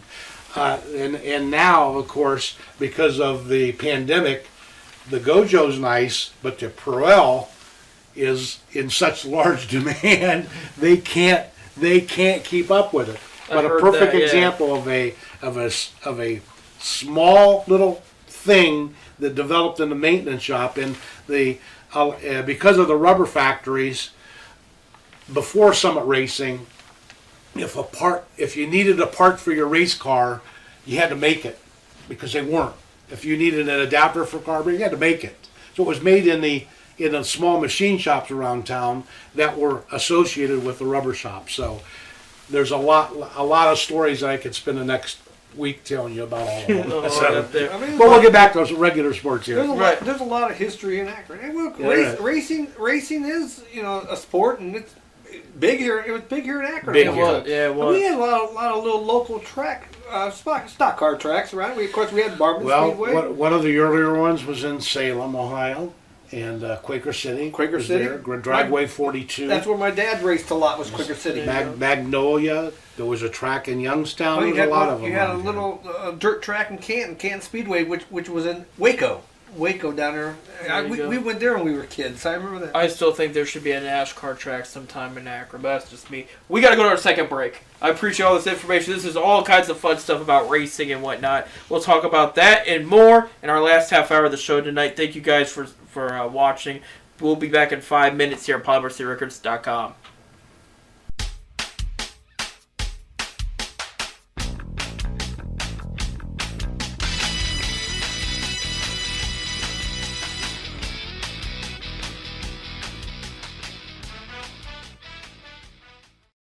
Welcome back to our last half hour of today's show at 10 Cent Beer Night here at PolymerCityRecords.com. A reminder, 10 Cent Beer Night is on PolymerCityRecords.com every Wednesday, 7:30 to 9:30 p.m. Eastern Time, and that is our sports show out here.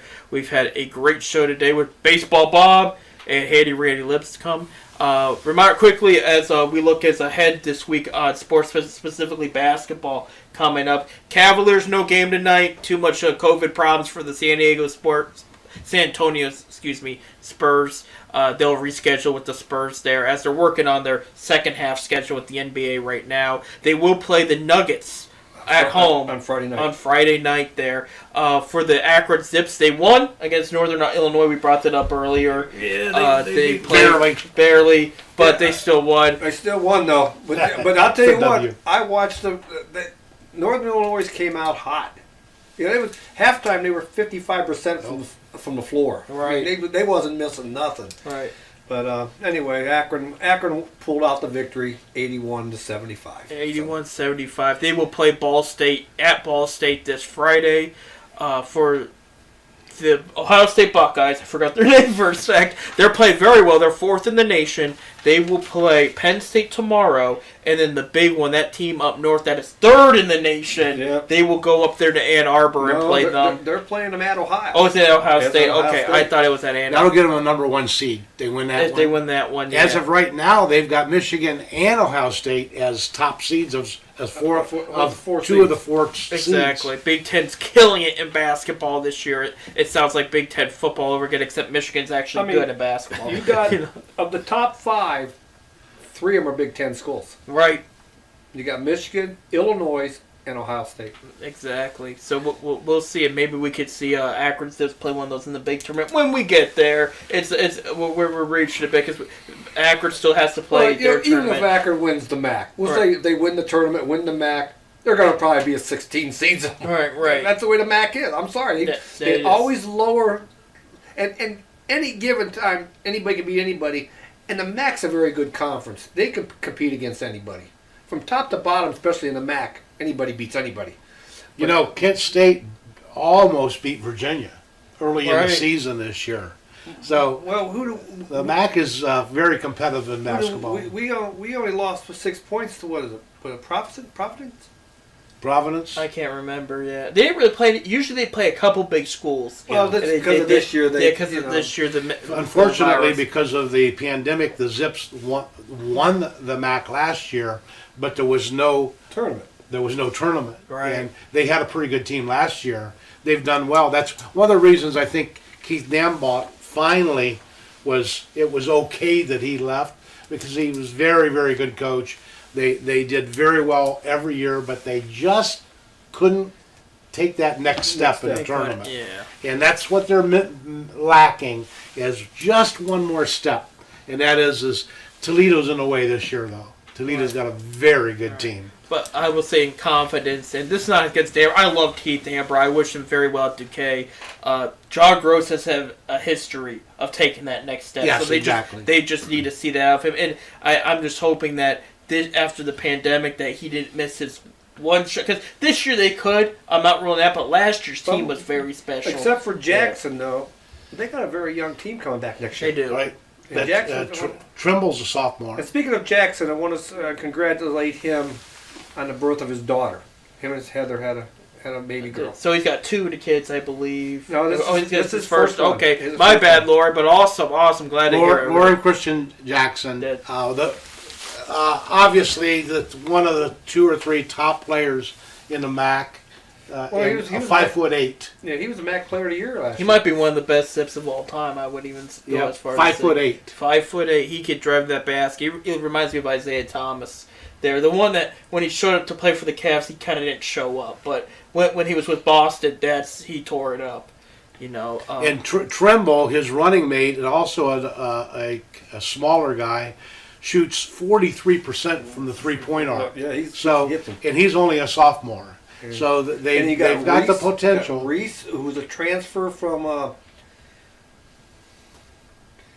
I can't remember school. A big ten school. Big school, yeah, big school. He's transferred. He's a junior, so he'll be back next year.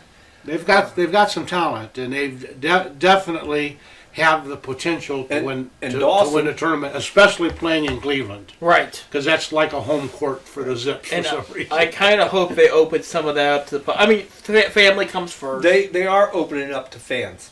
I got an email today from the Canton Charge that I can buy MAC playoff tickets. That's Oh. excellent. So, I'm glad to hear so that. if you guys would be interested, let me know. I can call down there and tell Jan, we need tickets. Yeah. But I think it's an all game pass for the 2 days is $75. You see That makes sense. all games. Wow, that's a bargain. Because they're only taking used to be when it was in divisions, they took all 12 teams made it, but this year only 8's gone. Right. The top 8 of the standings. They got all in one standing. The top 8 will go to the MAC tournament.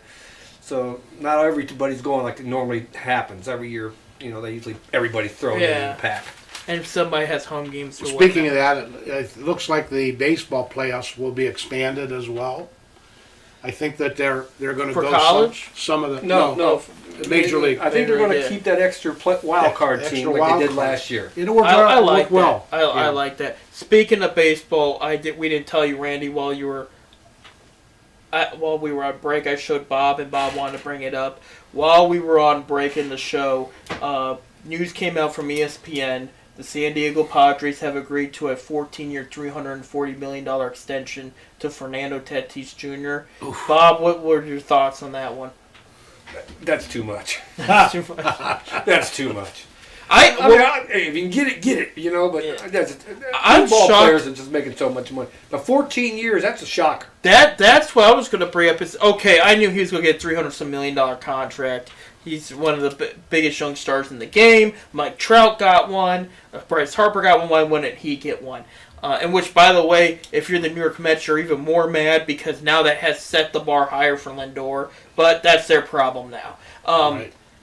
Well, Tatis is pretty young though, isn't he? 22. Yeah, he's young. He's So looking if at he a couple goes the years. whole contract, he'll be 36 when the contract expires. Right. Which that'll be tough. That'll be tough to be competitive at 36. LeBron was able to do it. He's an exception to the rule. That's basketball, though. You're not hitting a 100-mile-per-hour fastball. And I'm not saying basketball's not tough, but there is a difference. There's a major difference. And the other thing too, at basketball, you can bounce back easier than you can at baseball. You know what I mean? Like, you have a slow start to baseball in the beginning of the season, that could almost set the rest of your season. I mean, that's just how it is. Well, these long contracts have ended up biting these guys on the butts, like Pujols for the Angels. Oh, that was... And Well, Detroit is saddled still. You Or remember, Miguel Cabrera, you and I yeah. remember Most a of that was contract worth the it, Indians though. did a long time ago.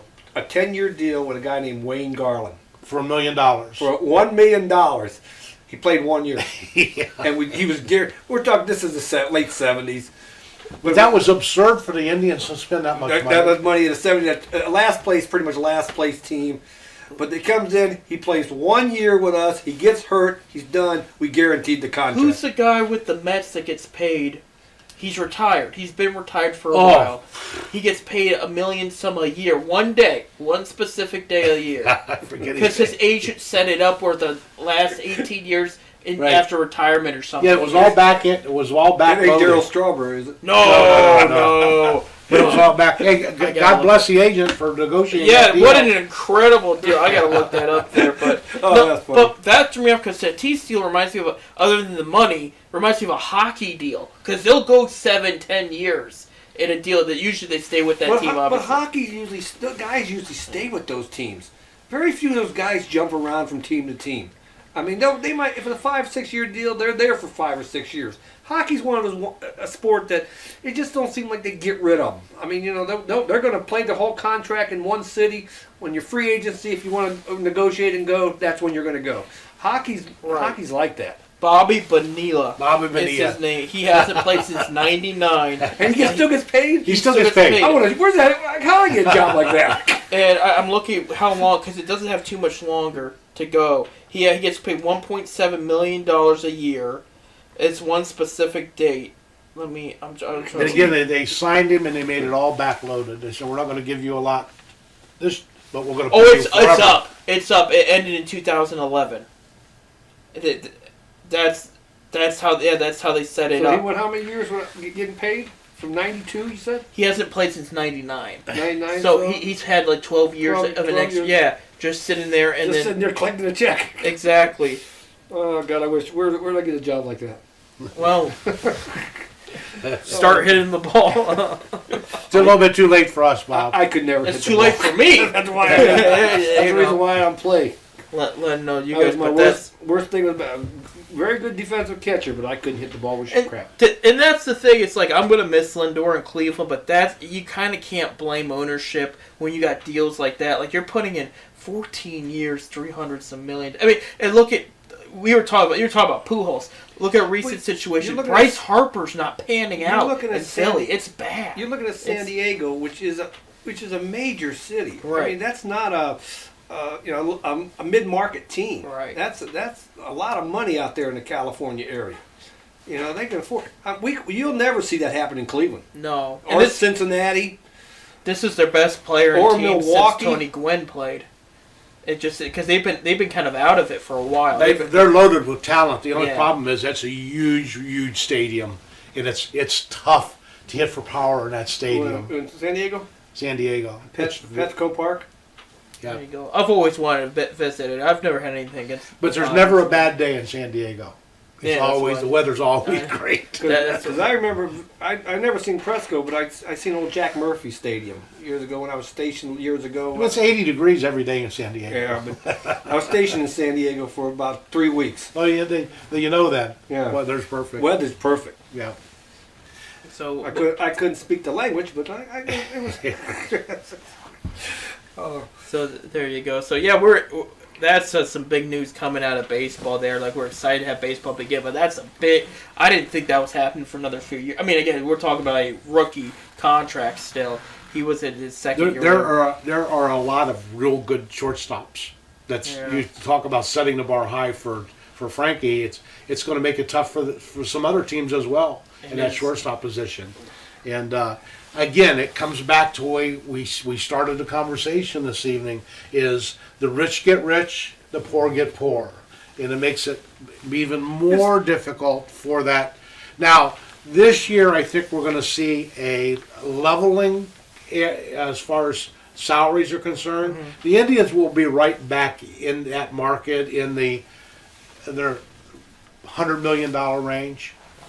2021, 2022. Yeah. They'll be back up into that range again, even if it is Dolan as an owner, because he's done it before, and I don't see that he won't do it again. It would be nice if Bezos, the guy that owned Amazon, that sold Yeah. Amazon, be nice to see him. He would wants move to the own team. an NFL team. He says, "Hey, we got a major league team that we'd like to see him buy." I think if you want to have that conversation, because I think Dolan will be here for another couple years. He's going to try the new name change, sit with it, see if it works or not. Not sure if it will, but that's up for debate at another well, time. yeah, 2023, the Yeah. naming right.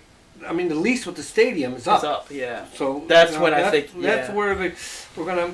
If anything's gonna change, it's gonna be that year. Right. I see. Mark Cuban has said for years he wanted the Rangers bad, did not pull it off. They gave it to it was a group, but the head man was was it Sandy Koufax? No. Rangers pitcher used to beat up a Robin Ventura. It's slipping my name. Physically beat Robin Ventura. He charged the mound, and he was one of the best in the game. And I can't. Ryan? I think Nolan. Yeah, Nolan Ryan. Yeah, Nolan Ryan. Yeah, he owns them. he's part owner with that franchise. He's part owner. We've seen it where recently, for the Miami Marlins, Derek Jeter bought them with Bush, other Bush brother, Jed. Jed. Yeah, because George already had the Rangers. He had the Rangers. That's why he was up for commissioner. I don't know if you knew that because of his presidential experience and part owner. He was if they wanted to make him commissioner, he could have. But he would have no matter how you thought of him as a president, he would have respected the game more than Manfred has. I think he would have protected the game more. But if you've already been president for 8 years, you probably don't want to be a commissioner of a I don't know. large I'd like sports. to be commissioner. But after all the stress of being a world leader, you probably just want to just have a Budweiser on Texas You ever branch. notice and those just guys leave that them. become president? They they go in there with dark hair. They all leave with gray hair. Yep. Yeah. You Not know, easy even job. if it's 4 years or even 4 years. Yeah. Of course, even if you look, you can see the wear and tear on Trump. He got bigger. He had a gut on you him. can tell he ain't good, but But you can just see the wear and tear on his face and stuff. That it really got that's to him. probably the And most I stressful don't- job. I hate to say this, and I'm not being political, but a lot of the wear and tear came from the other party. Because they was always on him. You know? It tends to come from all kinds of areas. You got to figure there's other countries you have to deal with, whether you want to deal with them or not.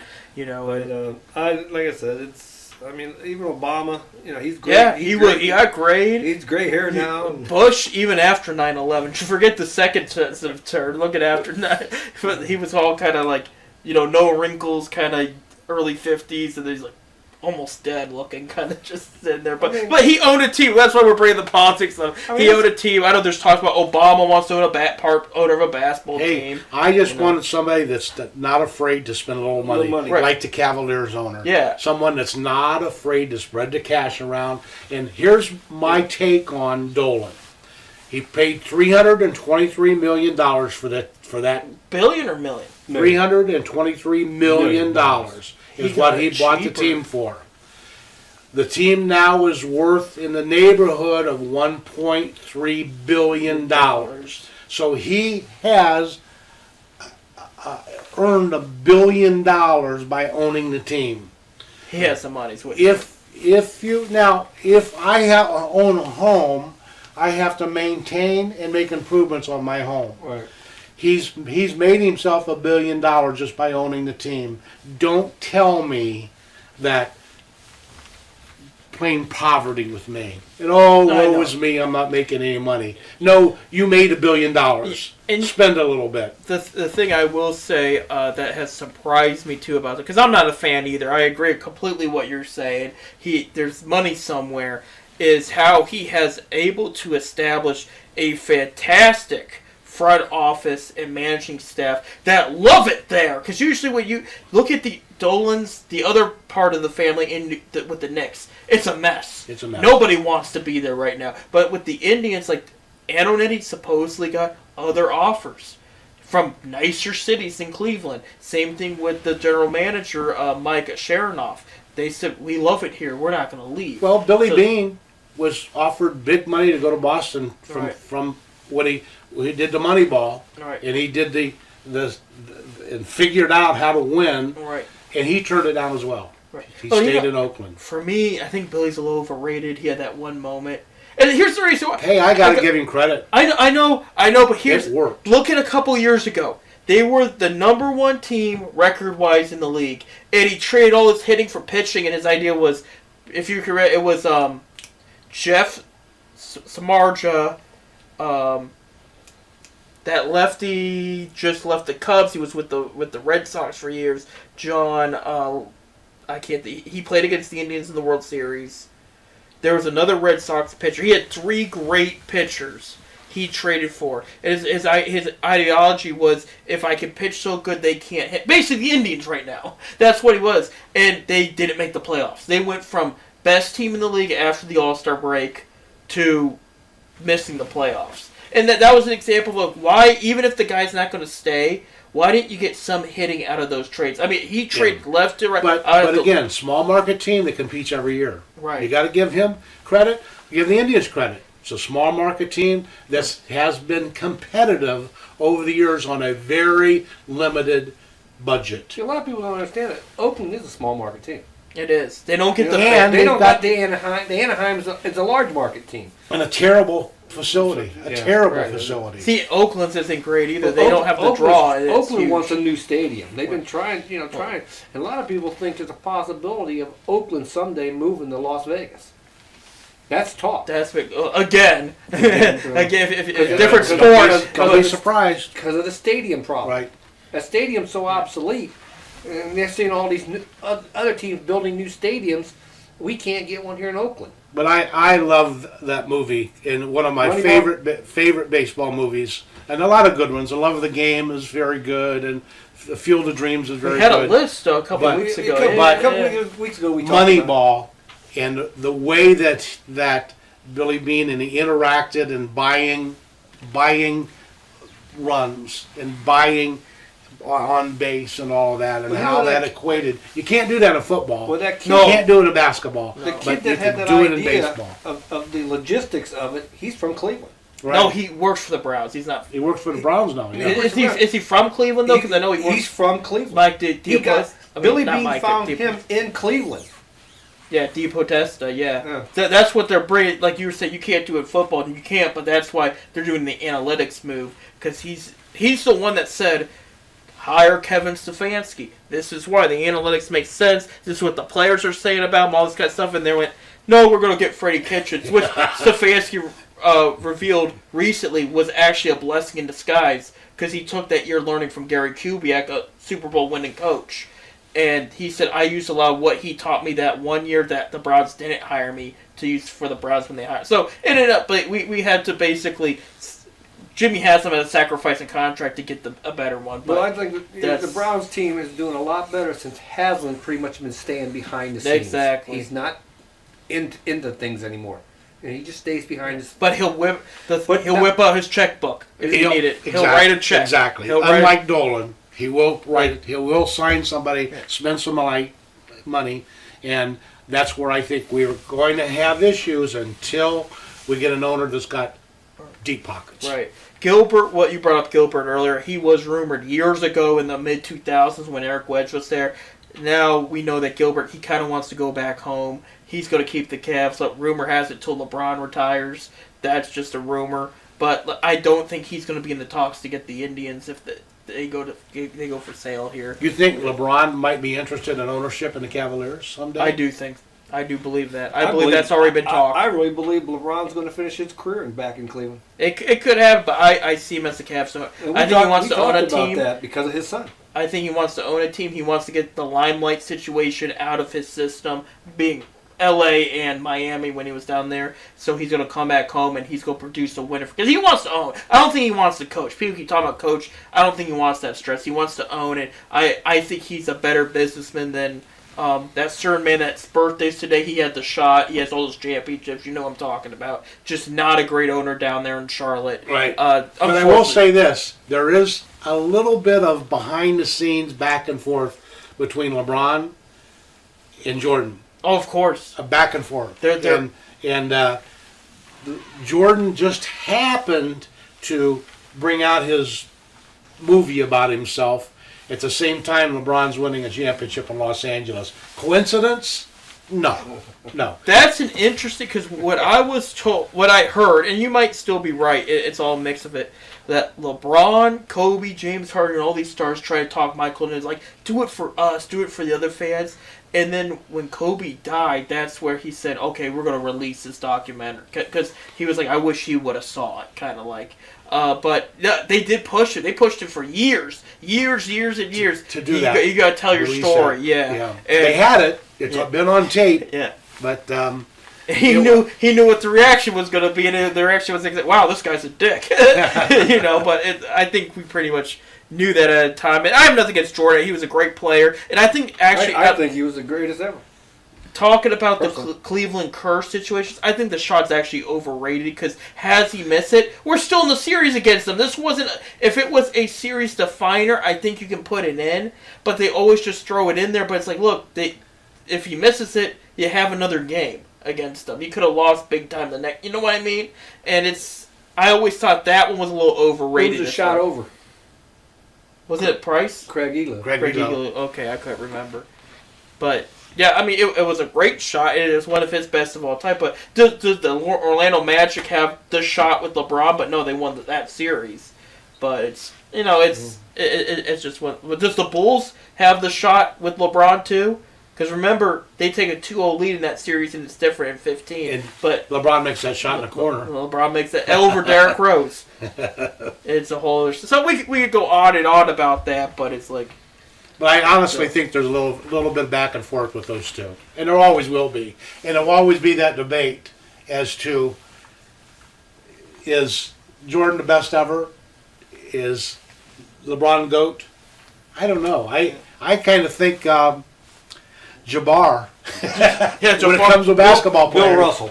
Well, you know, people forget. Some great. Was it Bruce Bowen? I think so. He's got 7 championships, and he made a comment when Brady won his 7th, and he said, "Oh, now you're tired with me," because Otto Graham. Otto Graham's got some. But no, Bruce Bowen. He didn't play football, but he played for several teams that. Oh no, it was Robert Horry, not Bruce Bowen. Excuse me. Horry, yeah, with the Houston, Yeah. with San Antonio. He won 7 championships in his life. Yeah, Bill Russell won 11 There, yeah. with Boston. I mean, Yeah. there's all kinds of GOATs out there. That's why the question came yesterday. ESPN was asking who are the GOATs they're showing. I'm glad they showed LeBron in the Cavs jersey when he won that championship because that pretty much solidified where you could kind of put him in that conversation. Because the ones in Miami, they count, they're good, but when he came back home and ended the streak, and how he ended it, that was kind of bigger. I don't. We'll be debating for a while, but I think the other debate we're bringing in, and I don't know if you've been paying attention to high school basketball, Randy, but we have another kid here in Akron that's big compared to LeBron James. So that's Kid going from Bucknell? Yep. Livingston. So I bring it up because that debate started when they said there's a kid in Akron, he's kind of like Jordan. Now we have a kid from Akron kind of like LeBron. Now I think he's only getting compared to LeBron because he's from Akron. I think he's very good. I haven't seen him. I see. I've a chance to see him. I've said on here I see more Kobe than LeBron because he's more offensive explosion. Because LeBron was on both sides. This guy not bad on defense, but not what LeBron was on defense. You know, or LeBron's son's very much like he was on defense and passing. Where this guy he scores like Kobe does. Similar even to Jordan, if you want to go that far. But he can fly to the basket. My question is he 6'8", 230 pounds, where he's going to be able to play any position He's 6 like foot. Magic did? He's 6'6", ain't he? He's 6'6". Is Yeah, he? he was. Well, he's going to like, grow a little more. well, Then. see, he was when he was ranked. He was And he's only 6'2". and he's only a junior. Yeah, he was 6'2". They looked at point guard, shooting guard. Now they're saying small forward, and he's not done growing. They might even be talking power, depending how much more he grows. So the answer to your question is we don't know yet because he's not done And growing. you also got But another he is kid from growing. this area is from East. Yeah, Yeah, there's a kid from East that they're saying these are probably the two best to come out of Akron since LeBron. Right? It's glad to hear. that's Good we have two. I can't think of his name right now, but the kid from East. I know they're high on this kid. Akron's had some great basketball over the years. yeah. Gus Johnson and Nate Thurmond started the ball rolling. But We brought both- it up, and he didn't even know who Gus Johnson was. I didn't. He's a Hall of Famer. Hall of Famer. He was just amazing. He was Magic. He played the ball, played the game like Magic played the game. He was could jump and athletic and just a astounding player. And I would have loved to And- see those two play because they played together with Joe Sigford down at Central, Yes, the old That Central would have been Wildcats. something. and Nate Thurmond, just an astounding player in himself. So Akron's been blessed with a lot of great talent. He over didn't the grow years. up here, but Steph Curry was born at Summa. And Yeah. So it's same doctor, by the way. A lot of people don't know that. The same doctor pulled him and LeBron out.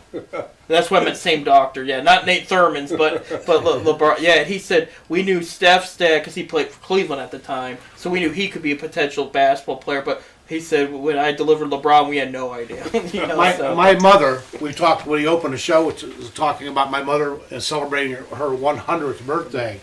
When she was a young lady in Elkins, West Virginia, there was a coach at Davis and Elkins College I By played the- against them when I was at by Fairmont. the name of Press Marovich, and my mother dated Presmerovich.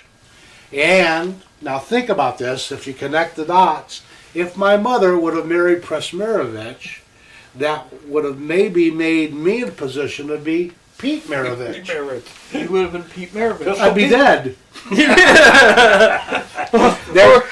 there is another. If you ever want to watch highlights of a basketball player that was beyond capable of everything, is Pete Maravich. Yeah, You talk about a highlight of highlights was Pete Maravich, and he did his scoring before the 3-point rule.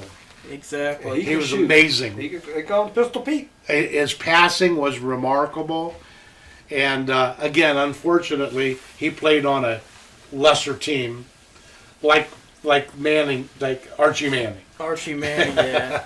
Hey, we're out of time today. Randy, thank you so much for You're coming welcome. down. We had a I lot of enjoyed fun it. Thank today. you. A lot of good stuff on racing and all our favorite teams. So you're welcome to come back if anytime in the future. Well, maybe not when in the the weather's blizzard. warmer. Maybe not in a blizzard. No, yeah. So, but just open invitation. Okay, We thank you, really guys. enjoyed your time Thank here. you, folks, for having me. No problem. We'll be back next Wednesday, 7:30 to 9:30 p.m. Eastern Time here at PopUSARecords.com. I'm Seth. I'm Bob. Randy. You have a good night. Go Cavs. Go Zips.